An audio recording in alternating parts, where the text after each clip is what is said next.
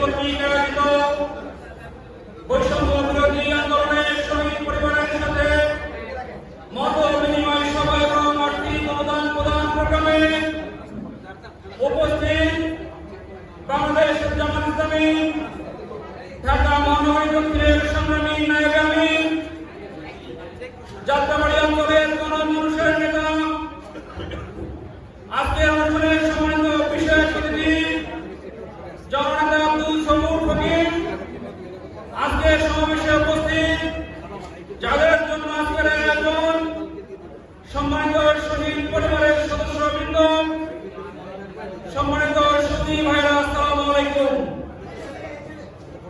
আল্লাহ রাব্বুল আলামিনের দরবারে শুকরিয়া জ্ঞাপন করছি যে মহান রব্বুল আলামিন একটি রক্তক্ষয়ী সংগ্রামের মধ্য দিয়ে এই ফ্যাসিস্ট সরকারকে বিদায় করে আজকে আমরা এখানে একত্রিত হয়ে বাংলাদেশ জামাত ইসলামীর নামে সমাবেশ করতে পারছি।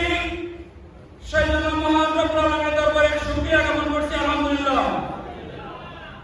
সংগ্রামী উপস্থিতি, আপনারা জানেন বাংলাদেশকে ধ্বংস করার জন্য, বাংলাদেশকে একটি ব্যর্থ রাষ্ট্রে পরিণত করার জন্য এমন কোন কার্যক্রম নাই যা এই ফ্যাসিস্ট সরকার গ্রহণ করে নাই। আপনারা জানেন বাংলাদেশকে অর্থনৈতিকভাবে পঙ্গু করে দেওয়ার জন্য বাংলাদেশের প্রতিষ্ঠিত ব্যাংকিং ব্যবস্থাকে তারা লুটে পুটে শেষ করে ফেলেছে। আপনারা দেখেছেন এই বাংলাদেশের শিক্ষা ব্যবস্থাকে ধ্বংস করার জন্য শিক্ষা কমিশনে তারা কতিপয় নাস্তিক নিয়োগ করে বাংলাদেশের ভবিষ্যৎ প্রজন্মকে একটি শিক্ষাহীন প্রজন্ম হিসেবে গঠন করার ব্যবস্থা করেছিল। আমরা দেখেছি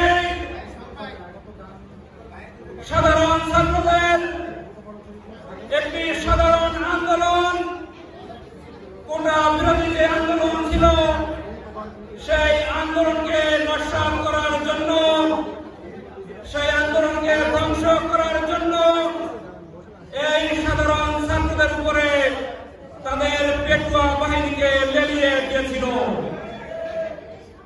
শত শত সাধারণ ছাত্রদেরকে তারা নির্বিচারে গুলি করে হত্যা করেছে।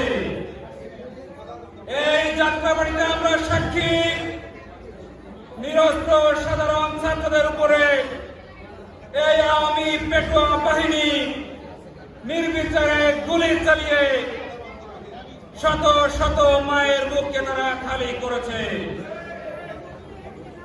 আমরা স্পষ্ট ভাষায় বলে দিতে চাই, এই সকল আন্দোলনের মধ্য দিয়ে বাংলাদেশের একটি আমূল পরিবর্তন ঘটে গিয়েছে। এই বাংলাদেশে আর কখনো ফ্যাসিবাদের জায়গা হবে না ইনশাআল্লাহ। আগামীর বাংলাদেশ ইসলামের বাংলাদেশ, আগামীর বাংলাদেশ মুসলিমের বাংলাদেশ। বাংলাদেশ জামাত ইসলামী যে সোনার বাংলাদেশ গঠন করার শপথ নিয়ে কাজ করে যাচ্ছে, এই কাজে আপনাদেরকে আমাদের সাথে অংশীদার হওয়ার যত আহ্বান জানিয়ে কাঁধে কাঁধ মিলিয়ে আমরা একটি সুন্দর সমৃদ্ধ বাংলাদেশ গঠন করব, এই আশাবাদ ব্যক্ত করে আমি আমার সংক্ষিপ্ত বক্তব্য শেষ করছি।